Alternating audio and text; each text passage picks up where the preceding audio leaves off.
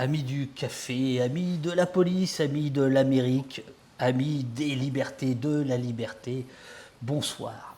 Écoutez, je crois qu'on a une excellente connexion ce soir avec notre invitée, Sylvie Laurent. Elle est quelque part en Europe, hein, on ne va pas dire où, parce que je ne sais pas si je suis autorisé à, mais elle est dans un pays où la connexion a l'air nickel.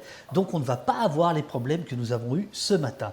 Je vous en supplie les uns et les autres, dites-moi que vous m'entendez bien, s'il vous plaît. Dites-moi que ça marche bien, parce que j'aimerais qu'on attaque très très vite cet entretien avec Sylvie Laurent. Est-ce que c'est bon? Oui, vous m'entendez. Alors, puisque vous m'entendez, je vais mettre Sylvie à l'antenne. Est-ce qu'on entend Sylvie? Est-ce que vous m'entendez bien? Ah, moi, je vous entends à merveille. Est-ce que c'est le cas Super. est-ce que c'est le cas de tout le monde? Est-ce que vous entendez bien Sylvie Laurent, notre invitée? On dit que j'ai belle mine, bon, ça c'est bien gentil, mais oui, oui, nickel, oui, tout ok. Oh, je suis trop content. Ma chère Sylvie, bonjour, bonsoir, Bonjour. merci de prendre le temps dans votre. Vous êtes pas mal sollicité, j'ai vu en fait, hein. France Inter, Bah, ça commence, oui, oui. bla. On n'est pas très nombreux finalement. Et non, et Oui. non, et non. Et vous savez quoi? Il y a le CNRS qui a carrément dressé une petite liste en nous envoyant une petite liste de chercheurs, disant on a des chercheurs sur la question de l'Amérique. Et en fait, j'étais étonné, il y a une dizaine de noms, pas plus que ça. Vous voyez, Eh oui. ouais, ouais, ouais, c'est bizarre. Dans un article retentissant du New York Times, le général John Kelly, ancien chef de cabinet de Trump, a lâché le mot: le candidat aux élections américaines peut être assimilé à un fasciste. Paxton, le grand historien américain, lui a emboîté le pas après des années d'hésitation. Cette nuit, je ne sais pas si vous l'avez entendu, Sylvie, Trump a menacé la républicaine Liz Turney d'armer un fusil sur elle. Pour parler de Trump, Trump le facho, Trump le dingo, au poste vous a convoqué Sylvie Laurent. Vous êtes chercheuse associée à l'université d'Harvard, vous êtes agrégée d'histoire, vous êtes autrice de Capital et race, histoire d'une hydre moderne, paru chez la bonne maison Le Seuil. Vous avez aussi signé une bio intellectuelle de Luther King. Vous êtes extrêmement pointu en matière d'américanisme. Et donc c'est un bonheur de vous recevoir. Et Merci. comme je vous disais cet après-midi par courriel, votre livre que j'ai démarré, parce qu'il y a eu un quiproquo avec l'éditeur, que j'ai démarré que cette nuit, je le trouve tellement bien que je vous propose de vous réinviter pour qu'on en parle en longueur, mais on peut quand même le pitcher, on peut quand même en parler parce que c'est pile poil une partie du problème auquel les États-Unis font face le 5 novembre et le monde entier derrière. Si ça vous convient. Merci beaucoup. Avec très grand plaisir. Super. Capital et race, en gros, euh, le capitalisme se nourrit du racisme, le racisme nourrit le capitalisme. Vous faites démarrer cette histoire, cette imbrication au moment de la découverte, je mets des guillemets, de l'Amérique. Alors oui, si vous voulez, on peut tout de suite commencer par faire le lien avec le sujet qui nous occupe ce soir, qui est la question du fascisme putatif de Donald Trump. Et avant qu'on discute plus avant de est-ce qu'il est légitime ou pas de le qualifier de fasciste, et si oui, en quoi et quelles en seraient les conséquences s'il était réélu, je vais peut-être commencer par vous dire, et ça va nous ramener au livre, pourquoi les gens aux États-Unis qui sont les plus hostiles à la qualification de fasciste pour Donald Trump sont des gens qui, selon moi, ont un argument qui porte. Bien que je ne sois pas de la même position. Ils disent, le problème si vous qualifiez Trump de fasciste, c'est que vous supposez qu'il est une espèce d'anormalité, d'anomalie dans l'histoire des États-Unis, qu'il est en quelque sorte l'importation monstrueuse de ce régime autoritaire, ultranationaliste et ultra-raciste né dans les années 20 dans l'Europe ravagée par la Première Guerre mondiale, et par conséquent, vous en faites fait un produit halogène, quelque chose d'extérieur, quelque chose qui n'a rien à voir avec nous. Or, il n'y a rien de plus américain que Donald Trump dans le régime politique précisément qu'il propose. Et d'une certaine façon, on pourrait dire que ces historiens, ces intellectuels, ces gens venus de la gauche ont un bon argument. C'est-à-dire, si l'idée c'est de dire que Trump est un fasciste, c'est-à-dire qu'il est très exotique à la vie politique américaine, à la tradition politique américaine, ça n'a que peu d'intérêt de le qualifier de fasciste. En revanche, et c'est ce que raconte mon livre, il y a une certaine manière de définir le fascisme comme l'alliance crépusculaire entre le capital et la race, qui est très profondément inscrite dans l'histoire de l'Amérique. Et comme vous venez de le dire, mon livre commence en 1492 parce que c'est l'invention de l'Amérique. Ça n'est pas seulement la conquête et la colonisation d'un continent, c'est l'invention d'une idée, de quelque chose qui serait l'émancipation universelle par l'accumulation indéfinie des richesses en exterminant et en dominant des peuples jugés indignes, et que cette matrice-là, elle s'est rejouée au fur et à mesure des siècles et qu'elle s'est rejouée avec l'invention des États-Unis. Et donc, si on considère qu'il y a au cœur des démocraties libérales, en particulier de la démocratie américaine, une espèce de virus latent, de quelque chose qui serait comme une précondition fascisante qui n'aurait jamais vraiment disparu, cette espèce d'union nocive du capital et de la race, alors à ce moment-là, on peut parler d'une forme de fascisme américain qui serait une espèce de fascisme, et Trump mériterait à ce moment-là complètement cette qualification. Vous voyez, selon que l'on pense le fascisme comme né en 1922 en Italie dans un contexte très particulier, ou selon, comme les marxistes, que l'on le considère comme une virtualité inhérente à nos démocraties libérales dans lesquelles le capitalisme règne et brutalise, alors à ce moment-là, on entend les choses de façon parfaitement différente et on peut parler de la fascisation de Donald Trump. Alors, il y a 1492, très bien, qui donc l'invention de l'Amérique part des Européens quand même. C'est-à-dire que l'Amérique est quand même une idée européenne. Enfin, c'est ça qui est quand même assez intéressant, même si aujourd'hui on l'a oublié. C'est des Espagnols, c'est des Français, c'est des Anglais, bon, des Irlandais, ainsi de suite plus tard. Des Portugais. Des Portugais, bien sûr. Et alors, ce que vous racontez dans votre livre, et qui nous ramène aussi à Trump, hein, d'une certaine manière, c'est que quelques siècles plus tard, au XVIIIe siècle, il va y avoir tout un tas d'intellectuels européens qui vont être fascinés par ce capitalisme américain et qui est un capitalisme bontain, un capitalisme libérateur, un capitalisme quasiment des Lumières. Alors là, je raccourcis, mais je vous promets, vous viendrez en studio, j'aurai lu tout le livre. Je ne vous en veux pas. J'aurai lu tout le livre et on pourra rentrer un peu dans les détails. Mais je trouve que c'est intéressant, c'est-à-dire que, enfin, évidemment que c'est intéressant, mais à l'aune aussi de notre discussion qu'on va avoir là, c'est-à-dire cette idée que Trump endosse aussi, qui est je suis le capitalisme, en fait je suis le bien, je ne suis pas fasciste, je suis là pour faire le bien, je me bats pour la démocratie, je suis le plus démocrate. Et ça pourrait, est-ce qu'on peut dire que ça remonte au XVIIIe siècle ou pas ? Alors, d'une certaine façon, les grands discours, les grandes subjectivités du capitalisme, c'est-à-dire, bon, c'est un peu un jargon pour dire les grands récits qui ont accompagné l'établissement du capitalisme comme un empire universel sur nos vies, a commencé en effet avec le XVIIIe siècle et avec la pensée libérale, qui a mis en place le discours selon lequel l'esclavage, le pillage, la spoliation, la violence, l'appropriation illégale et violente des richesses, c'était les Portugais, c'était les Espagnols, c'était cet âge mercantile, cette espèce de féodalisme mal digéré qui s'était exprimé dans les Amériques un petit peu comme des soudards.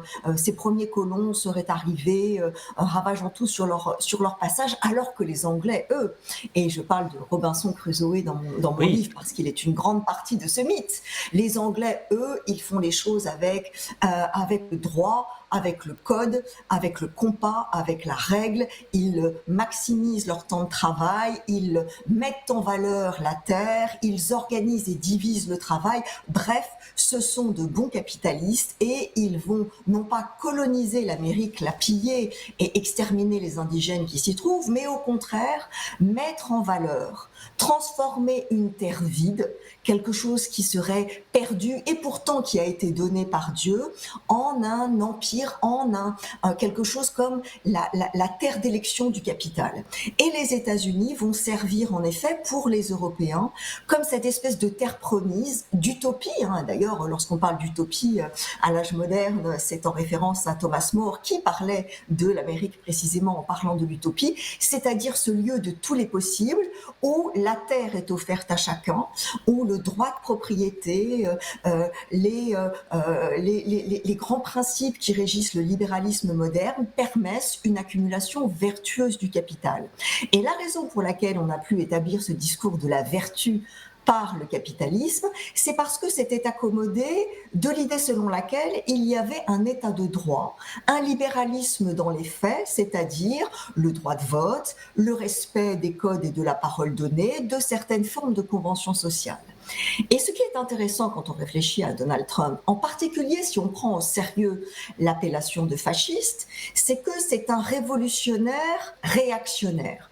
C'est-à-dire que ce qu'il veut, c'est revenir à l'âge d'avant. Comme tous les grands fascistes, il a une espèce de fascination pour l'âge d'or perdu, où la communauté organique était soudée, était grande, était puissante, et elle aurait été d'une certaine façon travaillée de l'intérieur par des subversifs, par des forces néfastes. Et ce que veut faire Donald Trump aujourd'hui, c'est d'une certaine façon renverser la grande fonction du libéralisme américain dans les années 1776-1789, donc Révolution américaine et Révolution française, c'est-à-dire de domestiquer un petit peu ce capitalisme. Les révolutions libérales du XVIIIe siècle, elles ont juste essayé de dire que l'on ne pouvait pas piller, prendre les terres, exploiter les travailleurs sans avoir aucun compte à rendre à aucun moment.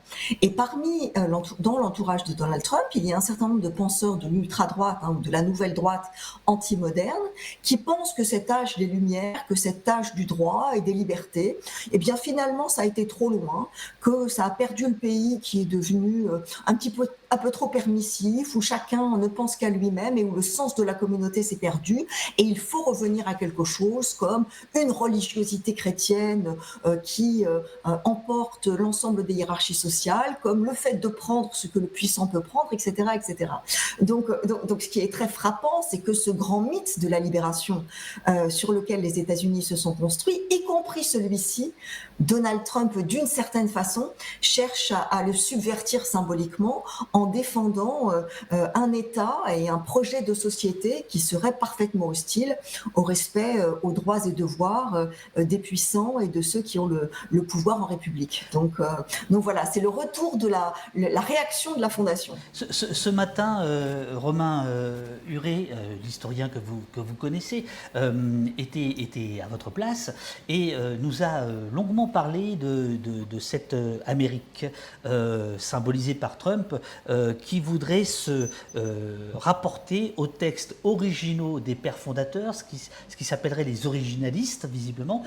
C'est l'idée que vous venez de dénoncer, c'est ça, c'est-à-dire, ou pas? Alors, pas exactement, parce que justement, les pères fondateurs dont vous parlez, Ouais. les pères fondateurs, ce sont de grands libéraux. Les pères fondateurs, alors, ce attendez, sont libéraux, ceux qui précisément... libéraux, dans quel sens du terme? Parce que... Alors, libéraux, dans le sens... oui, c'est un faux habit. Dans les fondations... Ouais. C'est-à-dire, alors, libéraux dans le sens du premier libéralisme philosophique, celui qui est né dans les Lumières écossaises et qui s'est ensuite développé dans la pensée des Montesquieu, Oui. des Rousseau, et puis jusqu'à Tocqueville, c'est-à-dire l'idée selon laquelle chaque être humain a un droit inaliénable qu'on ne peut pas lui prendre ce que les Anglais appelleront l'habeas corpus, et que le préambule de la Déclaration d'indépendance des États-Unis, vous savez, a exprimé avec cette phrase célèbre, nous tenons pour self-evident, c'est-à-dire pour parfaitement évidente que tous les hommes sont libres, nés et égaux en droit, et qu'ils sont dotés par le Créateur d'un droit inaliénable à la vie, à la liberté et à la poursuite du bonheur. Donc c'est ça le libéralisme. Le libéralisme, c'est le fait de dire qu'aucun pouvoir monarchique tout-puissant, qu'aucune religion asservissante ne peut enrayer la liberté fondamentale de l'individu. Voilà, c'est ça qu'on appelle le premier libéralisme. Et les fondateurs de l'Amérique étaient des grands libéraux. Thomas Jefferson, Washington, Madison, tous ces gens pensaient qu'il fallait créer une république dans laquelle chaque homme aurait une voix. Donc c'est vrai, Romain Huret a raison, que parmi les juristes, en particulier les ultra-conservateurs de la Cour suprême, certains veulent revenir à cette époque. Pourquoi ? Parce que c'était un libéralisme extrêmement réduit, puisque seuls les hommes blancs détenant du capital avaient le droit à cette liberté-là. Donc dans une interprétation, si vous voulez, un petit peu réduite, on peut dire que c'est en lien avec ce que je disais, c'est-à-dire qu'ils aiment bien le libéralisme, ils aiment bien l'état de droit, à la condition que seuls les hommes blancs possédants puissent jouir des prérogatives que le libéralisme leur confère. Oui, d'ailleurs dans le chat, Haro 161 nous rappelle que certains étaient possesseurs d'esclaves. Voilà. Comme Jefferson. Ouais, comme Jefferson. Et comme Washington. Et puis il y en a un, j'ai essayé de retrouver dans le livre de Huret, John Adams. Je crois que c'est lui. Enfin, il y en a un dont on a appris assez récemment qu'en fait, il avait eu une petite affaire pas bien, bibliquement condamnable, répréhensible, ouais, avec une de ses esclaves. Donc bon, voilà. Mais ça, c'est comme la Révolution française. Tout n'a pas été révolutionné d'un coup. Je voudrais aussi préciser que dans vos travaux, une petite sonnerie de voiture, là chez vous, de sirène de police. Oui, c'est la police qui est passée. Et c'est pas... Toutes mes excuses. C'est pas une sirène... oui, s'il vous plaît. C'est pas une sirène française. Bon, très bien. Il y a 4 ans, vous avez également sorti un livre, Pauvre petit blanc, le mythe de la dépossession raciale. Et c'est évidemment trumpien. Vous êtes extraordinairement trumpienne en réalité. Finalement, mais alors s'il y a une science qu'on appelle la trumpologie, on peut dire en effet que je suis docteur S trumpologie d'une certaine façon, mais je ne suis pas trumpienne. Non. Je suis trumpologue. Trumpologue. Vous avez raison. À votre défendant, bien sûr. Cette histoire de petit blanc, alors là, ça apparaît de manière absolument incroyable, c'est notamment ces derniers jours, c'est-à-dire la défense par Trump de l'image de l'homme plutôt blanc, etc. Et ça reçoit un écho qui est quand même considérable. Alors par rapport à vos travaux, comment vous expliquez cet écho ? Alors déjà, peut-être pour vous resituer le contexte de la sortie de mon livre et pourquoi il s'appelait Pauvre petit blanc, c'est-à-dire que déjà à l'époque de la première ascension de Donald Trump, c'est-à-dire à la fin du mandat de Barack Obama, on entendait le discours selon lequel finalement on pouvait comprendre le phénomène Trump par une espèce de lecture de classe. Et que c'était finalement la classe ouvrière des États-Unis qui exprimait son aliénation de classe, pour le parler marxiste classique, en choisissant un démagogue parce que tout ça finalement c'était le fait que on avait oublié ce que les travailleurs enduraient. Et moi qui suis très sensible aux questions, puisque c'est là-dessus que je travaille depuis que j'ai commencé ce métier, aux questions de classe et de race aux États-Unis, je suis tout à fait intéressée et particulièrement sensible à la question de l'oppression de classe. Or, d'emblée, il m'a semblé qu'il y avait un petit problème. C'est-à-dire que ce que l'on appelait classe ouvrière, dans l'espèce d'univers d'écosystème trumpiste, c'était en réalité pas du tout la classe ouvrière, que c'était une partie des classes populaires, ce qui déjà est sensiblement différent, et que c'était en particulier les classes populaires blanches. Et je trouvais ça tout à fait étonnant que l'on balaye du revers de la main le fait que l'essentiel des Noirs, des Hispaniques et autres basanés des États-Unis sont surreprésentés parmi les classes populaires et que eux, on ne les intègre jamais dans les classes populaires parce qu'on considère que c'est pas eux les vrais ouvriers authentiques, le mineur de chantier, voyez, avec sa salopette et son tatouage. Et donc j'avais essayé déjà d'expliquer qu'il y avait un mythe. Et aujourd'hui que l'on Ou d'une reparle certaine manière, de... les boueurs, hein, pour reprendre les images de ces dernières 48 heures. Alors oui, sauf que nous, les boueurs, c'est trompeur puisque nous avons une surreprésentation de travailleurs africains dans les grandes villes françaises parmi les éboueurs. Mais ce qu'il a essayé en effet de mettre en avant, c'est cette idée selon laquelle les véritables personnes les plus opprimées par leurs conditions sociales, ce sont les Blancs. Vous avez raison, c'est tout à fait sur cette image qu'il a joué. Ce qui est intéressant quand on reparle de notre point de départ, qui est cette question de fascisme quand même, qui, comme je l'explique dans le papier de Libé, finalement la question n'est pas tellement de savoir si on peut l'appeler comme ça ou pas. Je veux dire, le nominalisme n'est pas très intéressant. Mussolini n'avait rien à voir avec Hitler, qui n'avait rien à voir avec Franco, qui n'avait rien à voir avec Mahatma Gandhi, avec Mahatma Modi aujourd'hui, et tous sont des formes de fascistes, si vous voulez. Donc, au jeu des comparaisons, fatalement, il y a toujours l'argument de l'incommensurabilité. On ne peut pas comparer, c'est impossible. Ok, c'est pas très intéressant. Ce qui est intéressant, c'est qu'on dit les gens en Europe comme aux États-Unis qui se sont intéressés au phénomène fasciste. Et en particulier dans la tradition marxiste, vous savez, après la guerre, un certain nombre de juifs, en particulier allemands, se sont réfugiés aux États-Unis et ont essayé de commencer à réfléchir à ce que c'était que cette histoire de fascisme. Et précisément parce qu'ils pensaient qu'il était possible qu'il ressurgisse à chaque moment. Et une chose qu'il dit, c'est qu'il faut se méfier d'une chose qui est la lecture de classe très facile, qui veut que ce soit les ouvriers qui se rebellent. En réalité, le principe de la classe ouvrière, c'est qu'elle a déjà un sens du collectif, un sens d'une forme d'international, de destin partagé, de conscience commune, qu'il s'agisse des conditions de travail chaque jour à l'usine ou sur les lieux d'extractivisme, ou bien dans les syndicats. Et que ceux qui sont touchés par la fascisation, ce sont par définition pas les ouvriers ou le lumpenprolétariat, c'est la petite classe moyenne.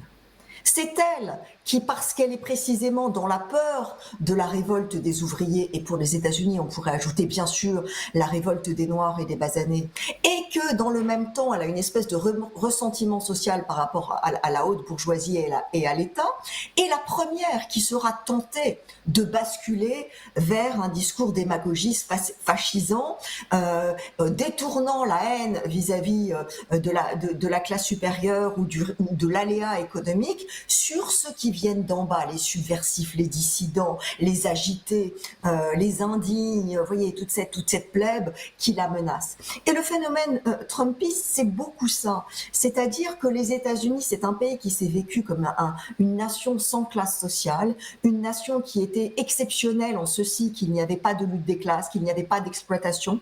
Et donc les Américains se vivent très peu comme classe ouvrière. Ils se vivent comme classe moyenne.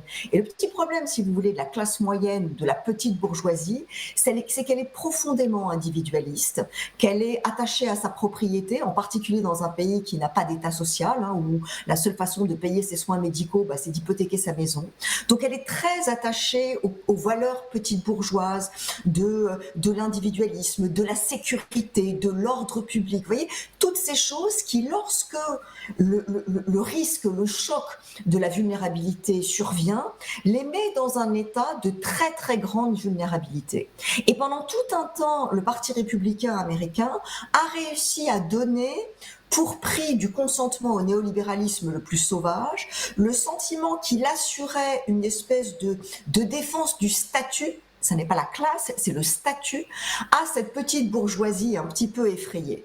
Sauf que, la crise financière de 2008 a mis tout le monde par terre, qu'ensuite, l'élection par 2 termes de Barack Obama a excité la foule d'extrême droite sur le fait que les Noirs prenaient le pouvoir, que vous ajoutez là-dessus le Covid et une inflation absolument délirante. Les gens ont été mis à genoux, en plus d'une dégradation tendancielle de leur niveau de vie depuis 40 ans.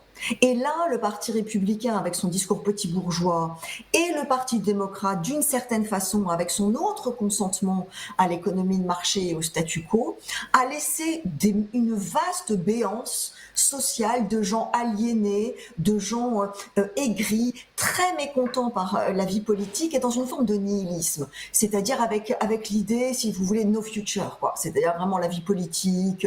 Et donc, dans ce contexte-là, précisément la parole d'un démagogue violent qui, par une vision du monde très réductrice, mais comme tous les fascisants, très complotistes, mais très simple à comprendre, met des mots et propose un langage, une forme d'explication de cette affliction qui les touche. Il y a quelque chose de vraiment profond qui se joue là. Et donc, dans mon livre Pauvre petit blanc, je m'étonnais de la façon dont les médias dominants reprenaient ce discours de classe qui ne cherchait qu'à masquer la réalité de cette petite classe moyenne profondément crispée, inquiète, d'une certaine façon séduite par les tendances autoritaires d'un homme qui pourrait rétablir l'ordre, qui a été au fur et à mesure des décennies dévié vers la droite la plus extrême par le Parti républicain et par une inertie assez indéniable du Parti démocrate. Donc on a affaire à la petite bourgeoisie inquiète, à cette classe moyenne toujours un peu vulnérable. Ce sont eux qui ont pris d'assaut le Capitole le 6 janvier 2021 et ce sont eux encore aujourd'hui qui sont l'armée de terrain, si vous voulez, de cette base sur laquelle peut-être la majorité des électeurs s'appuiera pour voter pour Donald Trump en novembre prochain. Je ne voudrais pas vous aventurer dans des contrées que vous connaissez, la France, mais quand je vous écoute, je me dis qu'il y a des analyses faites par certains médias sur le vote RN qui se rapprocheraient, qui sont un peu faciles, qui se rapprocheraient de ce que vous venez de dire. Mais j'en prends la responsabilité. Hein. Je ne vous dis pas allez-y sur ce terrain, mais... À bon entendeur. Voilà, c'est ça. Justement, dans la tribune de Libération qui a été, en fait, qui m'a donné l'idée de vous contacter, Rial va sans doute mettre le lien dans le chat. Vous citez quelqu'un qu'on connaît bien ici, Enzo Traverso, en disant que d'une certaine manière, si on parle de fascisme, enfin que Trump ce serait un fasciste sans fascisme. C'est ce que vous voulez dire ou c'est autre chose? Alors, il a raison Enzo Traverso quand il dit que c'est un fasciste. Vous le connaissez bien. Non, j'ai dit Enzo Traverso. Mais j'ai mis l'accent sur Enzo, mais après le Traverso a suivi. Non, je ne le connais pas du tout, je n'ai pas ce bonheur, mais je serais absolument ravie de le rencontrer si vous voulez passer nos contacts. Avec grand plaisir. Ce serait volontiers. Oui, c'est intéressant cette formule de fasciste sans fascisme, parce que ce qu'il veut dire, c'est qu'il y a toute sa pertinence à qualifier Trump de fasciste, de fascistoïde. Une fois de plus, c'était mille nuances de fasciste d'une certaine façon. Ouais. Mais ce qu'il dit, c'est qu'il n'y a pas de mouvement de masse derrière, que Trump n'a pas encore gagné les élites et le système économico-médiatico-politique, les détenteurs du capital social et du capital tout court. C'était vrai à la fin du premier mandat de Donald Trump, c'est un petit peu moins vrai aujourd'hui et cela le sera encore moins demain. C'est-à-dire, oui, bien sûr, il n'y a pas des armées, des faisceaux, un parti qui organise des manifestations de masse de miliciens qui vont intimider les opposants politiques, etc. On n'est pas dans un mouvement massif. Mais néanmoins, si on considère, c'est mon argument dans l'article de Libération, que le Parti républicain est un parti de masse, c'est un parti qui est devenu incontestablement un parti d'extrême droite. Lors de la convention, vous avez peut-être vu les images, on a été distrait par le côté très, très grandiloquent et très grotesque de ce catcheur qui arrache sa chemise, par ces espèces de pasteurs enfiévrés comme dans le Far West du XVIIIe siècle qui montrent des bibles. Enfin, tout cela était assez ridicule à première vue, sauf que quand la caméra tournait sur la foule, parce qu'il y avait beaucoup de monde à cette convention républicaine, il y avait des dizaines et des dizaines de banderoles qui disaient « déportation de masse maintenant ». déportation, déportation, déportation. C'est-à-dire que cette idée selon laquelle on allait rafler entre 10 et 15 millions de sans-papiers, voire de gens légalement sur le territoire, mais parce qu'ils ont le malheur d'avoir un nom à consonance Attendez, hispanique ou vous d'être avez un dit peu 200 millions. composé. Non, c'est 20 millions. Pardon, j'ai dit 20 millions, excusez-moi. Non, 200 millions, ça fait beaucoup. Non, 200 millions, il ne resterait plus. Oui, non, mais Non, en mais fait, c'est étonnant parce que J.D. Vance a dit 200 millions cette nuit et j'en ai rigolé. Donc vraiment, c'est entre 15 et 20 millions, pardon, en sachant qu'il n'y a que entre 10 à 11 millions de clandestins officiellement. Donc, quand Trump annonce qu'il va en déporter entre 15 et 20 millions, vous voyez qu'il y a le filet est large quand même. Hein. Oui, mais et donc, le Parti républicain. Oui, excusez-moi, Sylvie, précisément quand oui. Trump dit nous avons des ennemis de l'intérieur, et là il parle des 15 à 20 millions d'émigrés clandestins, entre guillemets. Quand il ajoute nous avons parmi elles des personnes nocives, des malades, des fous radicaux de gauche, on devra s'en charger si nécessaire par la garde nationale ou pourquoi pas par l'armée. Alors je suis tout à fait d'accord avec vous. On n'a pas besoin de dire fasciste pour en avoir peur, pour considérer que le danger il est épouvantable. Mais on ne peut pas s'empêcher de se dire, et les images dont vous parliez, dont le chat parle aussi, sont quand même... là on n'est quand même pas loin sans mauvais jeu de mots, du stade mussolinien ou nazi. Mais je suis d'accord avec vous, c'est pour ça qu'on n'est pas obligé d'admettre les arguments du style « ah oui c'est ça, c'est la réduction ad Hitlerum », comme s'il n'y avait que de fascisme, que de d'hitlérisme et de nazisme. Les éléments de fascisation, je vous invite vraiment par exemple à lire un texte formidable d'Umberto Eco qui s'appelle « Urfascisme », où il explique, parce que lui a grandi dans l'Italie fasciste, et il fait une espèce, comme beaucoup d'historiens, de typologie des éléments clés, des caractéristiques essentielles de ce qu'est le fascisme. Vous relisez le texte aujourd'hui, depuis la déploration de l'unité nationale, l'idée de la décadence et du déclin, l'ennemi de l'intérieur, l'idée qu'il faut une purge, le sentiment que seul un chef charismatique pourra concentrer les passions débordantes de la foule, la fonction de catharsis de la violence politique, tout cela y est. Donc je suis d'accord avec vous, d'autant que lorsqu'il parle de ses ennemis de l'intérieur et des radicaux, etc., il ne parle pas seulement éventuellement de, je ne sais pas, quelques Vénézuéliens qui viendraient de l'extrême gauche, en sachant qu'en réalité, ce sont plutôt les classes sociales supérieures et qui ont tenté d'échapper au régime de gauche, qui se réfugient aux États-Unis. Il parle des membres de la gauche américaine. Il parle des gens du Parti démocrate. Il parle de la gauche, de Bernie Sanders et en particulier des activistes antiracistes, des militants LGBTQ et de ceux qui, par exemple, sont en solidarité avec les Palestiniens.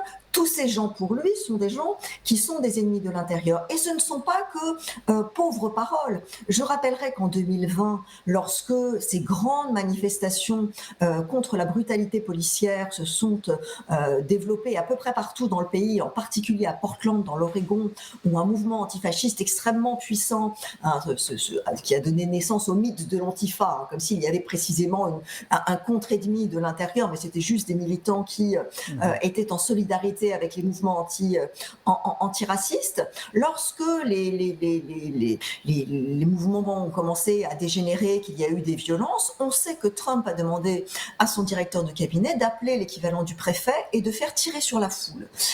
C'est quelque chose que l'on sait, qui est établi dans les mémoires, en l'occurrence de l'intéressé, qui a refusé de faire tirer sur la foule. On sait aussi qu'il a demandé à ce qu'on tire sur les immigrés qui passaient à la frontière avec le Mexique dans le sud, en croyant bon de préciser, parce que cet homme est fort civil, vous pourriez tirer dans les jambes, au moins il ne pourrait plus courir. Vous voyez, ce sont autant de choses qui, c'était mon point dans l'article, de paroles peut-être jugées comme ça inoffensives, parce que lors de son premier mandat, les institutions étaient encore là pour le stopper, parce que dans son entourage, les gens lui ont dit « Non, monsieur le président, on ne peut pas le faire », que des juges ont dit « Écoutez, votre loi sur l'interdiction de l'immigration musulmane, elle est anticonstitutionnelle parce qu'elle est raciste, et donc vous ne pouvez pas l'appliquer. Il a donc dû la modifier pour ajouter quelques autres pays qui ne seraient pas musulmans pour que ce soit plus acceptable. » Et toutes ces institutions qui ont essayé de le canaliser en 2016, entre 2016 et 2020, elles ne sont plus là. Aujourd'hui, les juges ont été nommés par l'administration, la Cour suprême est d'extrême droite, tout son entourage est prêt au niveau des fondations, des cercles intellectuels. Les fonctionnaires sont déjà nommés, ils n'attendent plus que d'être assermentés en cas d'élection de Trump. Les cadres sont formés, les futurs secrétaires d'État sont déjà dans les cabinets, tout est prêt. Et là, il n'y aura sans doute plus, lors du second mandat, d'institutions, de juges ou de militaires gradés pour lui dire non, monsieur le président, vous ne pouvez pas faire cela. Donc, si vous voulez, la fascisation spéculative du premier Trump, qui devient de moins en moins spéculative à mesure que la campagne touche à sa fin, pourra tout à fait se montrer sous ses plus beaux atours dans les prochaines années. Est-ce que c'est pas là, effectivement, le caractère urgent du danger, c'est-à-dire ce qui a fait, on peut dire, la beauté de l'Amérique, en tout cas s'il y a quelque chose de beau, c'était ce côté check and balance, c'est-à-dire ces contre-pouvoirs qui ont toujours été là pour opposer quand même... le président des États-Unis avait moins de pouvoir que le président français en France, sous la Ve République d'une certaine manière. Là, vous venez de l'expliquer, ça a sauté. On voit même des journaux qui appartiennent à des milliardaires qui demandent à leurs éditorialistes d'y aller mollo parce que, là je pense évidemment à Jeff Bezos d'Amazon, propriétaire du Washington Post, qui a demandé à ce que le Washington Post ne prenne pas position comme il le fait d'habitude. Et on comprend... par des indiscrétions, ou peut-être même par un texte de Bezos, je ne sais plus, qu'il veut pas de problème avec Trump si jamais Trump gagnait le 5, parce que il a des contrats avec le gouvernement, quoi. Donc tous ces contre-pouvoirs qui s'écroulent, soit parce que Trump a mis en place des gens, soit parce que les intérêts bien compris du capitalisme. Donc là, qu'est-ce qu'on peut faire ? Alors, qu'est-ce qu'on peut faire? Que faire, comme disait l'autre. Comme disait l'autre. Marcher sur le Capitole? Non. Écoutez, je vais vous dire une chose qui est peut-être une façon de nuancer tout cela qui est quand même un petit peu bresson, hein, comme on dit. Tout ça n'est pas... Le mythe de la démocratie libérale qui assure la justice par l'équilibre des pouvoirs, quiconque a lu la longue tradition radicale noire américaine ou l'histoire des mouvements sociaux, qu'il s'agisse du mouvement syndical ou des mouvements antiracistes amérindiens, etc., sait que tout cela est assez largement une fanfaronnade. La justice, comme les médias, comme les grandes institutions de pouvoir, sont, comme leur nom l'indique, des institutions de pouvoir, et donc elles obéissent aux règles qui accommodent les puissants. Et ce qui a toujours fait progresser à la fois la démocratie et cet équilibre véritable des pouvoirs, ce sont les mouvements sociaux. Et à cet égard, il est quand même important de comprendre que les États-Unis ne sont une démocratie en réalité que depuis très très peu de temps. Rappelons-nous que jusqu'en 1965, les Noirs aux États-Unis n'avaient pas le droit de vote. Que jusqu'en 1967, il était illégal dans certains États du sud des États-Unis pour un Noir ou une Noire et un Blanc et une Blanche de se marier, voire d'avoir juste une histoire d'amour. On est donc dans un pays, si vous voulez, qui a gardé des structures archaïques jusqu'à il y a très très peu de temps. L'idée selon laquelle les États-Unis sont une démocratie parfaitement établie et que oui, peut-être il y aurait quelques failles de ci, de là, mais que des rustines suffiraient, est parfaitement illusoire lorsque on connaît l'histoire des États-Unis. Cela ne fait que 40 ans que les États-Unis font droit à leurs Noirs, à leurs Hispaniques, à leurs femmes, dans une grande mesure. Et ce qui se passe depuis une vingtaine d'années, c'est que par le combat ininterrompu et inlassable des militants pour la liberté et les droits et la justice, ces droits sont devenus une chose de plus en plus tangible. C'est-à-dire que ce n'est pas l'équilibre des pouvoirs qui a donné le droit de vote aux Noirs, c'est le mouvement des droits civiques qui vient du mouvement de la libération noire, qui est ancré dans la pensée radicale nationale noire et marxiste. Que ce qui a fait qu'il puisse y avoir une parole démocrate démocrates qui soient d'inspiration non simplement réformiste, nouveau-clintonienne, néolibéralo-compatible, etc., c'est qu'il y a eu autour de Bernie Sanders un mouvement de jeunesse. Ce qui fait que la question climatique est apparue comme centrale pour quiconque pensait la justice, l'avenir et la soutenabilité du monde dans lequel nous vivons, c'est que des activistes tous les jours sur les campus, dans les rues, devant les bureaux des élus et des gouverneurs ont fait le piquet de grève. Donc si vous voulez, d'une certaine façon, la démocratisation des États-Unis, elle s'est faite parce que les mouvements sociaux l'ont permis. Et que ça n'est pas davantage sur ces institutions que l'on va pouvoir compter. Oui, c'était plus simple lorsque vous aviez un Johnson, un Clinton ou un Obama, mais regardez par exemple le grand mouvement Black Lives Matter, il est apparu sous Obama. Et pourquoi est-ce qu'il a pris cette ampleur-là ? Parce que Obama, à la fois, c'était plus favorable qu'un néo-réactionnaire, mais qu'en même temps, il était lui aussi l'agent du statu quo. Et que les gens se sont dit sur le terrain, eh bien, il ne revient qu'à nous de nous organiser. Et c'est un véritable mouvement de masse qui a pour un temps changé la conversation sur la brutalité policière. Oui, aujourd'hui encore, la fameuse loi dite George Floyd Act, qui était censée réguler un petit peu les comportements policiers, n'a toujours pas été votée. Mais sans ces mouvements qui ont retourné le pays pour un temps, eh bien, la conversation n'aurait pas commencé. Donc, il va falloir remettre l'ouvrage sur le métier et certainement que après un moment qui va être un peu dur, un peu de comme ça, où il va falloir prendre la réalité de l'élection, qu'il s'agisse de Kamala Harris d'ailleurs, puisque les militants de la justice en Palestine ne sont pas très joyeux, alors qu'il est, quel que soit le résultat, ou qu'il s'agisse des militants antiracistes ou des mouvements écologistes, tous ces gens se préparent déjà à se mettre au travail le 6 janvier.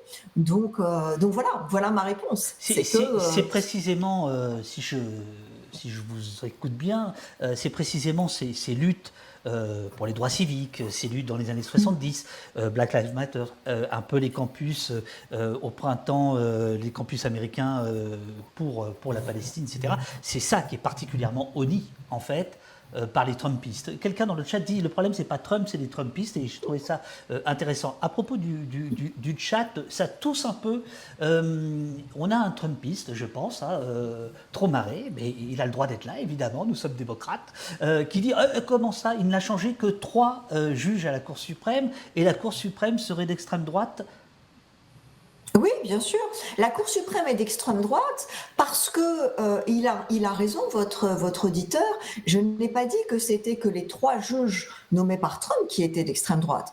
En l'occurrence, le juge qui est à l'origine de l'invalidation de la protection fédérale du droit à l'avortement, ça n'est pas un de ces 3 juges. C'est le juge qui s'appelle John Roberts, qui avait été nommé par Bush, donc c'est pas Trump qui l'a nommé, et qui, avec un autre juge ultra-conservateur qui est le juge noir Clarence Thomas, oui, forme une majorité qui est devenue parfaitement d'extrême droite.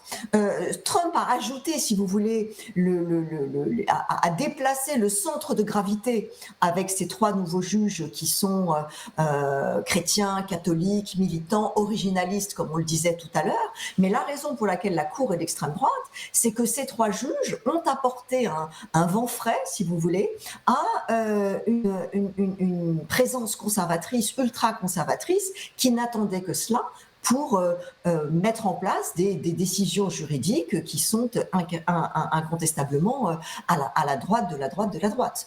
Donc voilà ce qui s'est passé. Absolument. Alors Tromaré ne le prend pas mal, c'était une petite blague, je ne sais absolument pas si tu es Trumpiste, voyons, c'est pas la question, et d'ailleurs tu vois, ta question a été citée, et 2, elle a amené une réponse circonstanciée. Donc tout va bien. Est-ce qu'on peut dire un mot à la remarque que oui, le problème c'est pas Trump, c'est les Trumpistes? Bien sûr. Je trouve que c'est intéressant. Je voudrais y répondre en 2 points. J'aime bien la première phrase qui est le problème. Vous savez quoi? Ouais. Vous êtes parfaite. Allez-y, répondez en 2 points. On a tout notre temps. Alors, je réponds le point. Le problème, ça n'est pas Trump. J'ai envie de vous dire, le problème, ça n'est pas du tout Trump, et c'est quand même un peu Trump. Ce que j'essaie d'expliquer depuis le début de l'émergence de Donald Trump, c'est que Trump est la créature Frankenstein de 20 ans de dérive du Parti républicain, qui a créé la bête à partir de 2010 et du mouvement du Tea Party, en se disant que l'équilibre démographique du pays faisait que les blancs de droite allaient être minoritaires, que par ailleurs l'urbanisation massive du pays et le fait que les villes votent plutôt à gauche parce qu'elles sont plus diverses, il y a plus d'étudiants, elles sont plus éduquées, etc. Et que donc pour devenir un parti de masse, il fallait entretenir, fomenter une espèce de droitisme insurrectionnel dans l'arrière-pays, si vous voulez, avec des organisations de parents d'élèves d'ultra-droite, des associations de défense des armes à feu, etc. Et donc le Parti républicain a commencé à les financer, à les soutenir, à faire élire certains de leurs représentants aux élections locales, etc.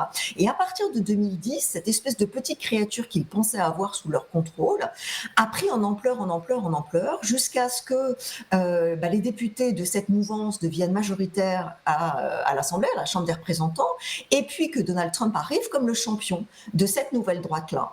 Donc oui, en effet, le problème n'est pas Trump, le problème c'est ce que le Parti républicain a fait, hein, il a enfanté cette créature, et par ailleurs, le problème n'est plus Trump, parce qu'il y a aujourd'hui des Trump, si vous voulez, c'est-à-dire toute une génération de jeunes cadres, à commencer par son colistier J.D. Vance, mais vous avez peut-être entendu parler du gouverneur de Floride, Ron DeSantis, ou de Josh Hawley, qui est aussi un nouveau de cette ultra extrême droite du Parti républicain, qui sont des jeunes gens parfaitement éduqués, membres de l'élite, bien sûr, comme toujours quand on se pose en néo-populiste, qui ont avec eux d'être l'avenir du Parti républicain, et d'une certaine façon, ils sont pires. Et pour ce qui est de la deuxième phrase, le problème n'est pas Trump, je suis d'accord, ce sont les Trumpistes. Pour moi, la question n'est pas tellement les Trumpistes, si l'on entend par Trumpiste, allez, c'est 30% d'Américains qui suivent Donald Trump envers et contre tout, la fanbase, si vous voulez. Ces gens dont la ferveur a été inaltérée par 4 ans de mandat Trump complètement chaotique, qui a été inaltérée par l'industrialisation et la politique ouvriériste de Joe Biden, qui aurait pu leur donner l'idée que finalement le champion de la classe ouvrière, c'était plutôt Biden. Ceux qui lui pardonnent absolument tout, le sexisme, le racisme, la haine, les propos hors du verdier du matin au soir. Donc ça, ce sont les Trumpistes. La question n'est pas là. La question, c'est comment est-ce qu'on passe de 30% à 48 à 49 ? C'est qu'il y a quelque chose comme 20% de non-Trumpistes, de gens qui ne se réclament pas comme des MAGA, vous savez, des fans de l'homme en question, mais qui peut-être, dans 10 jours, vont voter pour lui. Et moi, je réécrirais la phrase en disant... Attendez, le problème, rappelez-moi, nous sommes bien en direct, nous sommes bien le 1er novembre. Parce que vous avez dit dans 10 jours. Oui, donc j'ai dit dans 10 jours, vous voyez. Attends, vous êtes fait... Non, mais c'est le décalage horaire. C'est ça, c'est dans 4 jours. Non, mais c'est le décalage horaire. C'est dans 5 jours, vous avez raison. Non, pour pas qu'on croie que c'est enregistré cette affaire. Non, c'est enregistré. C'est en direct. Non, c'est juste moi qui suis... Je suis pas fraîche, écoutez, je vous prie de m'excuser. Tout va bien. Non, donc pour moi, le problème, ça n'est pas Trump, ni même les 30% de Trumpistes. Le problème, ce sont les 20% de gens aujourd'hui qui se disent « Allez, pourquoi pas ? Qu'est-ce qu'on a à perdre ?» Et peut-être que, et c'est peut-être pas si pire, et quand même Kamala Harris, qui par ailleurs est loin d'être irréprochable, ce que je peux parfaitement entendre. Mais lorsque je vois les sondages qui donnent le vote national, c'est-à-dire l'ensemble des Américains qui sont inscrits sur les listes électorales, et qu'on est à 48-49, la question que je me pose, c'est pourquoi ? Quelle est la motivation ? Qu'est-ce qui se joue ? Et surtout, comme historienne, qu'est-ce que ça nous dit de l'Amérique de demain, même si Trump est battu dans 5 jours, qu'il y ait 50% du pays qui se prépare à voter pour lui. Je pense que c'est là aussi que la question de la fascisation d'une partie de la société est une réflexion intéressante. Au-delà de la fascisation des dominants, la manière dont la population peut être gagnée, altérée, dont les principes démocratiques s'épuisent, et dont la coalition des puissants, des détenteurs du capital, des grands médias, de l'opinion publique, des réseaux sociaux et un démagogue sorti comme ça je sais pas, de la coulisse de l'histoire peuvent faire changer une opinion publique. 50%, c'est beaucoup. Alors, ce qu'il y a, c'est que le chat nous rétorque. Trump, en tout cas, il ne peut pas dire, comme d'autres, par exemple ici, on n'a pas essayé. On a essayé Trump. Et Ouais. vous avez bien expliqué, c'est très important, ceux qui découvrent là en ce moment le direct, vous pourrez voir la rediffusion. Vous avez très bien expliqué que la situation de 2024 n'est pas celle de 2016 et que c'est ça qui change tout. Mais est-ce que néanmoins c'est pas un argument pour Trump que de dire mais moi j'ai pas fait basculer le pays dans le fascisme? Ah mais c'est complètement un argument et c'est aussi d'ailleurs l'argument de la plupart des gens qui le soutiennent. Et d'une certaine façon, c'est ce que pensent beaucoup de gens qui vont voter pour lui. C'est-à-dire, ils pensent que oui, il est un peu outrancier, qu'il en rajoute. Beaucoup de gens, j'en suis persuadée, ne prennent pas Trump au premier degré. Ils s'apprêtent à voter pour lui, mais ils le savent un peu comédien, vous savez, un peu cador. Donc ils pensent que c'est un one-man show, qu'il en fait beaucoup parce qu'il faut attirer les médias et la lumière et les micros, mais qu'en réalité, il ne fera pas ce qu'il va dire. Et puis, il y a un autre phénomène, Alors que pardon, je vais vous... peut-être bracoter. Non, non, mais attendez, gardez Oui. l'autre phénomène en tête, mais vous nous mettez bien en garde par rapport à ça en disant non, non, non, non, il faut le prendre au sérieux, le bonhomme. C'est pas un rigolo et c'est pas qu'un communicant, si j'ai bien compris. Ah bah c'est le moins qu'on puisse dire, c'est-à-dire c'est quelqu'un qui passe tellement de temps à vous dire ce qu'il va faire ou ce qu'il veut faire qu'au bout d'un moment, peut-être faudrait-il le croire et l'écouter. Pourquoi ne pas lui accorder le bénéfice de penser sincèrement, ainsi que la centaine de personnes très qualifiées qui l'accompagnent et qui le défendent, qu'ils vont en effet faire ce qu'ils disent. Vous savez, on a beaucoup parlé à une époque du projet 2000-2025, qui est une espèce de feuille de route politique, d'annonce programmatique de ce que pourrait faire non seulement Trump lui-même, mais l'ensemble des fonctionnaires à son service, des élus locaux, des présidents de journaux, des chefs d'entreprise, etc. Tout cela est parfaitement clair. Donc, il ne tient qu'à chacun de regarder. Est-ce qu'il va pouvoir tout de suite, comme ça, tout appliquer en 24 heures? Il l'a dit. Il a dit qu'il passerait par des actes exécutifs, des décrets, et qu'il ne s'embarrasserait pas de la procédure parlementaire. Donc, on peut le penser. Il a même dit le 24 octobre que le premier jour, quand il sera élu, s'il est élu, il va virer tout de suite, séance tenante, Jack Smith, le procureur spécial chargé d'enquêter sur ces tentatives d'inverser légalement les résultats de l'élection. En gros le Capitole. Il a dit, lui, je m'en occupe direct. J'arrive à la Maison Blanche, c'est le premier truc que je fais, je le vire. Ah mais ça c'est certain. Là on n'est pas dans la galéjade. Oui. Là on est clairement dans un programme qui consiste, écoutez, on va pas y aller avec le dos de la cuillère. Ce qu'entendent ces braves gens, c'est de supprimer le ministère de la Justice.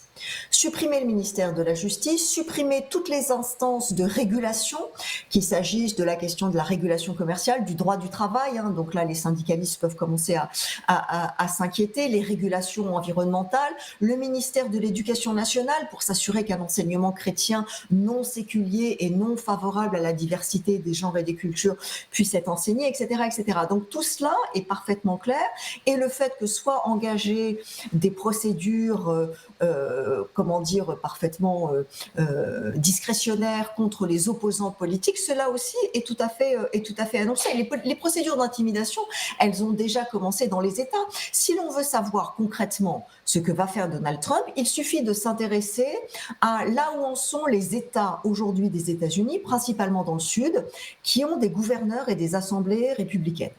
Ce sont, vous savez, les fameux États où il est autorisé d'avoir une arme de guerre, un AR-15 dans la ceinture de son pantalon, si tant est que ce soit possible parce que c'est un peu grand, de licencier un employé dans l'heure sans avoir à donner de justification, où une femme peut être traînée en justice pour avoir fait une fausse couche, etc., etc. L'espèce de retour féodal de ces États, aujourd'hui, ça existe. Donc ce sont en quelque sorte des microcosmes de ce que pourraient être les États-Unis demain si était appliqué ce qui est annoncé ne serait-ce que la plateforme du Parti républicain. Elle est en ligne.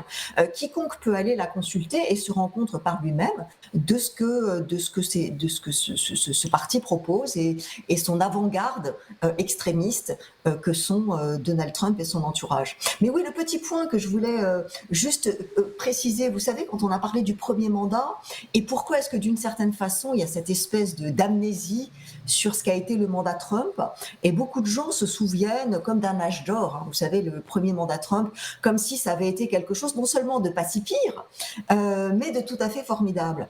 Je pense qu'il y a aussi un phénomène psychologique qu'il ne faut pas sous-estimer, parce qu'on a connu un petit peu ça en France, c'est l'effet du Covid.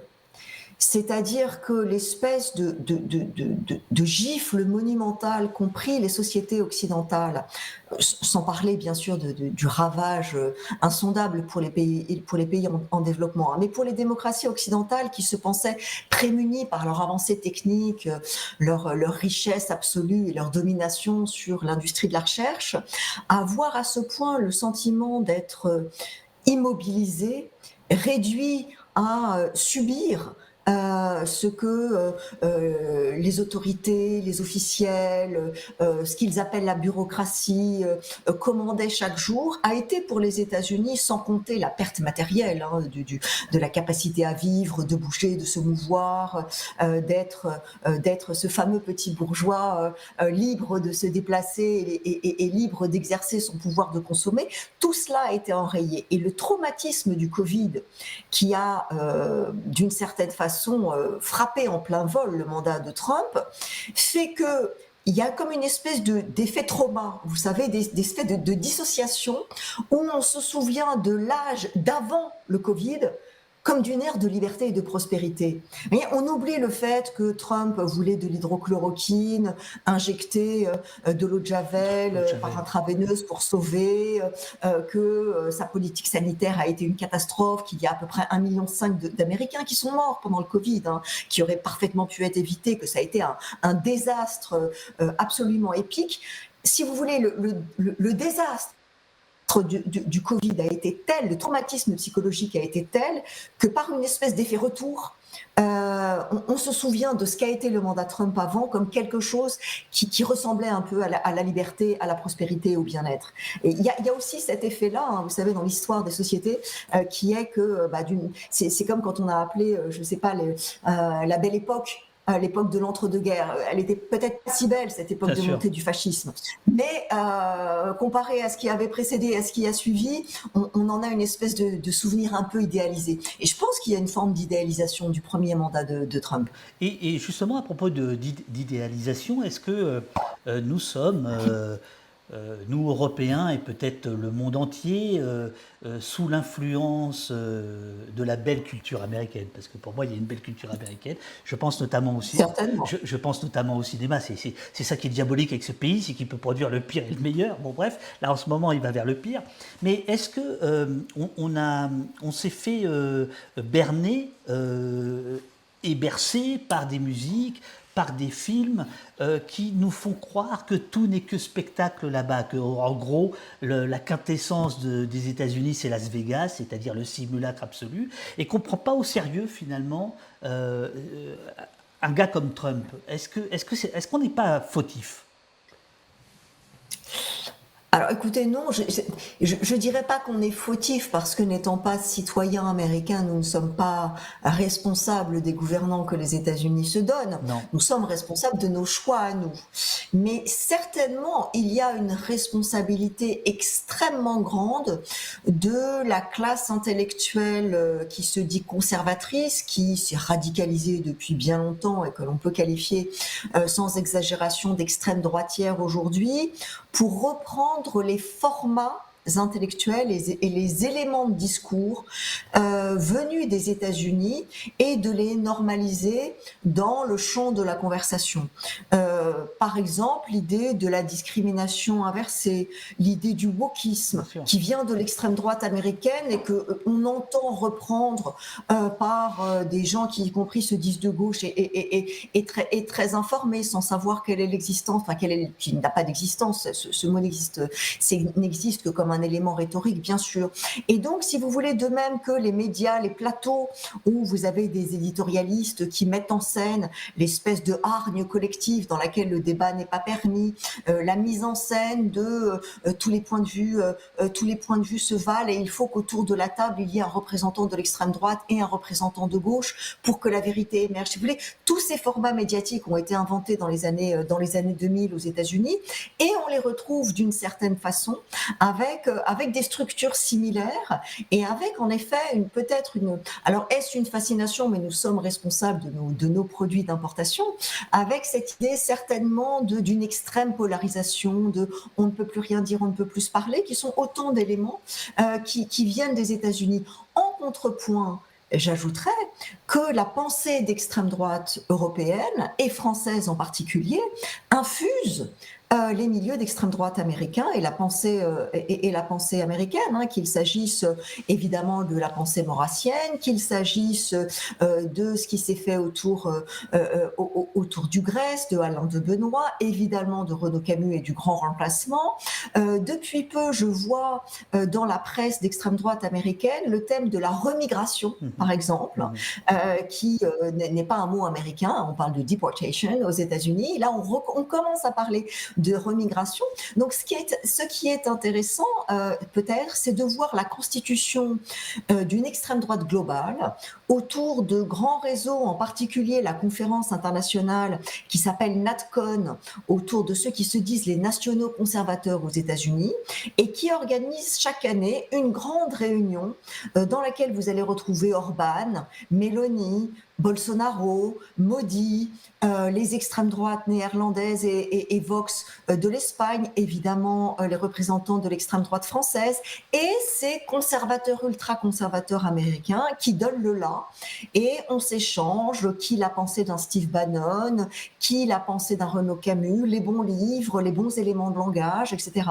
Et que donc il y a comme ça des réseaux communs qui peuvent expliquer cette très grande porosité entre certaines extrêmes droites. On retrouve par exemple un ultranationaliste israélien à la tête, Noam Yazoni, à la tête de cette organisation du NatCon, qui enseigne dans une université américaine. Vous voyez, il y a comme ça des structures qui se sont mises en place de cette nouvelle droite qui tente, sur le modèle de ce que faisait la gauche dans les années 70, de penser la contre-hégémonie culturelle, et qui, il faut bien le dire, est d'une très très grande efficacité de part et d'autre de l'Atlantique. Si on revient sur l'intitulé de l'émission Trump fasciste, point d'interrogation, Vilgoupil nous dit dernièrement dans le chat, dernièrement Trump a beaucoup usé d'une rhétorique proche de celle tenue en Allemagne dans les années 30, avec des références à l'empoisonnement du sang des Américains, au fait que les immigrés auraient amené de mauvais gènes, et il a même eu une citation que l'on pourrait rapprocher de la nuit de cristal envers les immigrés.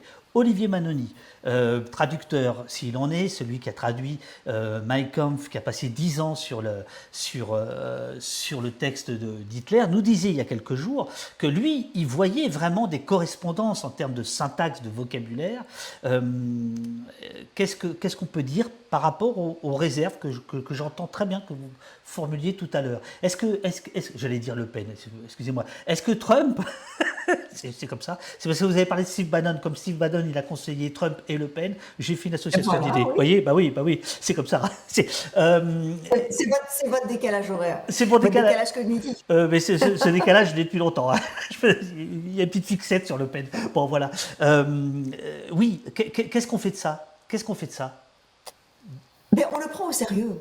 On le prend au sérieux. Et une fois de plus, c'est vraiment pas pour faire des salamalek d'historiens ou d'historiennes que j'ai établi quelques réserves. Super. Parce que si on pense non pas, une fois de plus, le fascisme comme une expérience historique donnée, mais comme un élément structurel de déviance de système de démocratie libérale malade tel que les marxistes l'ont pensé, en lien avec les crises du capitalisme. Et incontestablement, nous n'en avons pas parlé, nous sommes dans une période de crise du capitalisme, de perspectives de faible croissance et de finitude de l'accumulation par la crise de la biosphère, etc.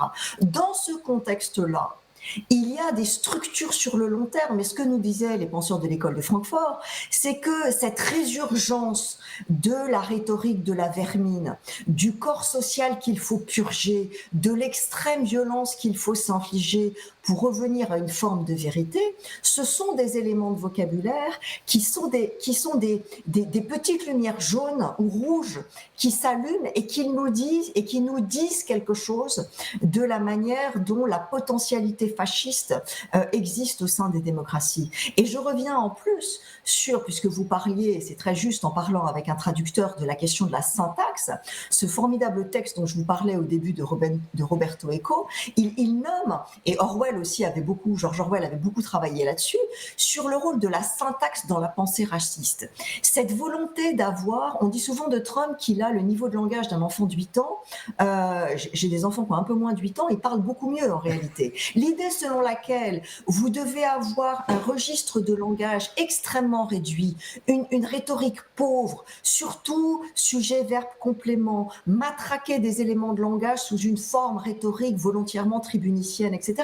C'est aussi l'une des caractéristiques du fascisme parce que la vision du monde qui est énoncée est facilement compréhensible et ne s'embarrasse pas de ce que l'élite éduquée, puisque la haine des universités est aussi un lieu commun de la fascisation des régimes malades. Donc oui, en effet, lorsque Trump parle de la vermine, de la pollution du corps social, je suis à la fois consternée et en même temps je me souviens à quel point en 2016, lorsque je parlais du racisme de Donald Trump, j'avais beaucoup de mal à être entendue. J'étais systématiquement face à des journalistes qui m'opposaient la conscience de classe, qui me disaient que pas du tout. Des gens très bien me soutenaient que Trump n'était pas raciste et que d'ailleurs la preuve en était, des hispaniques votaient pour lui. Si vous voulez, il y avait vraiment une difficulté conceptuelle à comprendre que capital et race, cette espèce d'éloge très Elon Musk, et on n'en a pas parlé, c'est une bonne chose parce qu'on en parle beaucoup trop, mais en même temps, c'est tout à fait évocateur, que le plus grand capital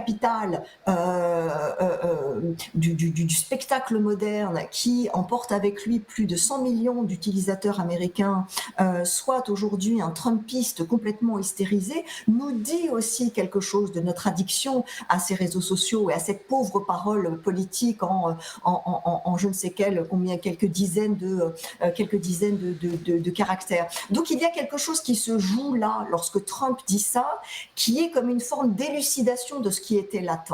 Ce Trump-là a toujours été là, mais cette forme de désinhibition qu'il y a aujourd'hui, c'est qu'il se l'est vu autorisé par une certaine complaisance des médias, de l'environnement, de cette espèce de paysage culturel intellectuel, de gens à la fois immunisés.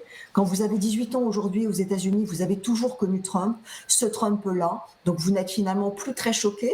Et puis, il faut le dire aussi, une classe médiatique et un parti républicain qui l'a très largement normalisé. Trump aujourd'hui, c'est devenu la norme, si bien que certains de ces penseurs et idéologues disent aujourd'hui, nous ne sommes pas l'extrême droite, nous sommes l'extrême centre, nous sommes en réalité le centre de gravité du pays, celui de l'homme blanc, chrétien, conservateur qui veut travailler et revenir aux traditions. Vous voyez cette illusion de la norme, là où les autres seraient des déviants, ça, c'est aussi du fascisme 2.0. Alors, sans du tout faire le moindre mépris de classe, il se trouve que j'ai vécu 7 ans à Montréal, donc en Amérique du Ah Nord. ouais. Et ce qui m'avait évidemment ébranlé, c'est que la relation à l'histoire n'est pas du tout la même. Donc les petites lumières rouges et jaunes dont vous parlez, je ne suis pas sûr qu'elles se connectent vraiment. C'est-à-dire, moi j'ai vu à Montréal des amis me parler des nazistes. C'est-à-dire quelque chose de complètement abstrait. Pourquoi je vous dis ça? Parce que quand Trump fait ses références, est-ce que c'est vraiment des références? Et est-ce qu'elles sont vraiment parlantes? Est-ce que les gens qui l'écoutent savent à quoi ça fait référence ou ça n'a pas d'importance pour que c'est son poids. Je dis ça parce que la relation à l'histoire n'a rien à voir. Et il y a quelque chose de très beau par rapport à ça aussi. Hein. Si vous employez l'expression c'est le sens de l'histoire, les gens vont vous dire ben non, l'histoire, moi je vais l'écrire par rapport à des relations qu'on peut avoir avec l'histoire en Europe. Donc je méprise pas. Je dis juste qu'il me semble quand même qu'il y a des relations très différentes à ça. Donc comment ça joue? Alors, ce qui est certain, c'est que l'Europe, depuis la Deuxième Guerre mondiale, est dans une entreprise constante de travail de mémorialisation, d'éducation collective, de plus jamais ça, d'éducation populaire véritablement à ce qu'a été le fascisme, le nazisme, parce que ça a été vécu comme l'irruption du mal absolu dans une histoire européenne que l'on avait par ailleurs très largement aseptisée. Et je rappellerai par ailleurs que certains penseurs comme Césaire, mais beaucoup d'autres penseurs venus de la périphérie, ont très rapidement mis en garde les Européens en leur disant ce que vous appelez fascisme là, avec la marche sur Rome ou la nuit de cristal, nous le connaissons aux Amériques et en Afrique depuis que vous êtes venus ravager nos villages, prendre nos femmes, dire ceci est à vous et nous obliger à travailler dans les plantations de canne à sucre. Donc le fascisme, nous aussi on le connaît. Ce qui s'est passé, c'est que vous en avez planté les germes en Afrique et aux Amériques et qu'il est revenu comme un boomerang vous hanter. Donc à la fois nous avons ce travail de mémoire qui est fait en Europe et en même temps on a une mémoire encore un petit peu partielle parce qu'elle est très européocentrée. Vous avez raison que les États-Unis sont eux dans un travail permanent de célébration de l'exceptionnalisme national. Vous avez peut-être entendu les discours de Kamala Harris. Ils ne sont que nous sommes le plus grand pays qui n'ait jamais existé sur la Terre. L'Amérique, c'est la plus belle idée jamais inventée. Cette espèce de patriotisme sous stéroïdes, vraiment, qui caractérise la parole politique. Voilà, qui caractérise de droite comme de gauche. C'est vraiment un vecteur commun de l'unité nationale, cette espèce de culte de la grandeur nationale. Et donc, dans ce contexte-là, on n'enseigne pas, évidemment pas la mémoire du fascisme, puisqu'on ne considère pas qu'il y en a eu, ce qui est un point parfaitement acceptable, mais l'on n'enseigne pas peut-être que les États-Unis étaient un État d'apartheid jusqu'à la fin des années 60. On n'enseigne pas le fait qu'il a été pendant 2 siècles et demi un État esclavagiste et qu'il y a eu jusqu'à il y a encore très très récemment un problème de droits de l'homme absolument patent dans les prisons américaines et dans les rues du pays. Donc si vous voulez, il y a en effet, mis à part dans la parole des dissidents, des opposants, des militants, pas d'enseignement et pas de connaissance véritable au niveau national pour l'Américain de la rue, si vous voulez, de ce que fut les péchés, les fautes, les errements, les tourments de l'histoire nationale. On en sait que ce qui est enseigné à l'école publique, dans certaines classes, dans une dimension très mesurée. Or, non sans surprise, c'est ce que les gouverneurs républicains ont commencé par interdire, c'est ce que Ron DeSantis en Floride a appelé sa loi anti-woke, c'est-à-dire qu'enseigner la vérité sur le passé des guerres, de la ségrégation ou de la discrimination raciale est désormais interdit, non seulement au collège, au lycée, à l'école primaire, mais désormais à l'université, où l'on invite les professeurs à dénoncer leurs collègues si jamais ils enseignaient la vérité. Donc si vous voulez, on en est là. Donc cette mémoire, elle est aussi interdite. Et c'est ça qui est assez frappant, c'est que ceux qui auraient la velléité de se souvenir, non pas d'un passé fasciste révolu, mais de la constance de cette dénonciation antifasciste dans l'histoire des États-Unis. Dans le papier de Libé, je ne cite qu'un exemple parce qu'il fallait faire court dans ce papier, mais le grand penseur noir marxiste W.B. Du Bois écrivait en 1935, alors que le monde entier a les yeux rivés sur l'Allemagne, il écrivait « Notre fascisme américain à nous, il existe, regardez-le, on brûle des noirs vivants accrochés aux arbres dans le sud, les juges accordent l'amnistie aux coupables et des milliers d'Américains défilent dans les rues à la gloire de la domination blanche. Le fascisme, il est ici. Et il y a toute une série de dénonciations, de militants, d'ouvrages, de romans comme d'essais qui, jusqu'à il y a peu, ont dénoncé cette permanence, cette sous-jacence de la présence ultra-violente, ultra-nationaliste, raciste, ultra-capitaliste, machiste et fascisante qui a toujours existé aux États-Unis depuis les miliciens qui pourchassent les immigrés la nuit et qui s'assurent qu'ils ne passent pas vivants de l'autre côté de la frontière, jusqu'à il y a 2 ans, ces 2 anciens policiers qui ont pourchassé un jeune noir en Géorgie qui faisait son footing pour le tuer à bout portant, jusqu'à certains comportements policiers. Si vous voulez, si vous lisez Angela Davis, si vous lisez les militants de Black Power, si vous lisez la littérature des militants du Red Power, qui sont les militants indigénistes amérindiens, ils parlent du fascisme depuis 50 ans, de cette velléité, de cette présence néofasciste au sein des États-Unis. Et donc évidemment, cela ne colle pas avec le grand récit national de nous sommes une bonne nation et nous sommes une grande nation. Et donc il y a quelque chose de très difficile, un peu moins vrai au Canada, qui est un peu moins dans cette gloriole permanente, mais néanmoins, le Canada est aussi un pays dans lequel peu de gens ont un arrière-grand-parent né sur place, puisque c'est beaucoup des vagues d'immigrés qui se sont succédés. Donc il y a ce mythe du pays neuf, du pays sans passé, sans attache, sans entrave d'une certaine façon, et on revient à 1492 et au mythe de l'autocréation, il n'avait rien et l'homme fut. Est-ce que c'est un signe de votre part pour dire il faudrait qu'on arrête l'entretien, ou est-ce qu'on peut continuer un petit peu? On se donne 5 minutes.